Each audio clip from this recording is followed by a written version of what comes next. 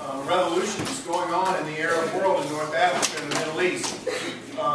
And it got me thinking about my French teacher, Monsieur Amri, who taught French here at Innsworth for a couple, 3 decades, but who is a native of North Africa and who has shared articles with me in the past about what's been going on in there. And I thought this was a unique opportunity for him to come in and share a little bit of his knowledge and background with you.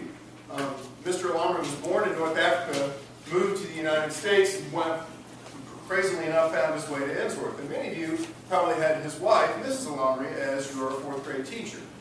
So I want you to welcome him.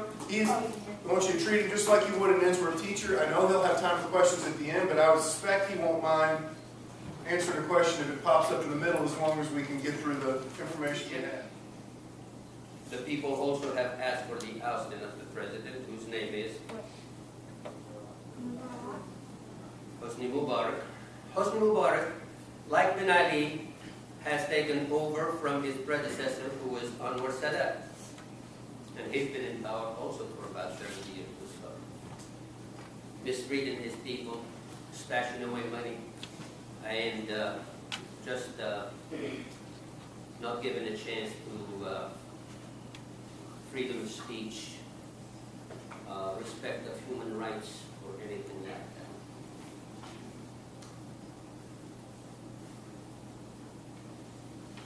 You need to understand, as I said, that Egypt is a very, very close ally of the United States. If Egypt falls in the hands of some mischievous people, I think we would have a big, big mess in there. There are several vultures, bad people, waiting for the opportunity to jump in there, get control of the country, and mess things up really bad. So, I think it would be, in a way, just like what had happened in Iraq, maybe. So, what we're doing now, I think, is good and wise. Let Mubarak stay there and guide his people through a peaceful transition, and then take it from there. Have a free election, see who the people elect, and then I think we need to listen to what the people want instead of whatever. Yes, the Brotherhood of Islam is the one that's the extremist. Those are the extreme people. Okay. And those are the ones who want to go into an Islamic country, just like Iran did in the years of Khomeini,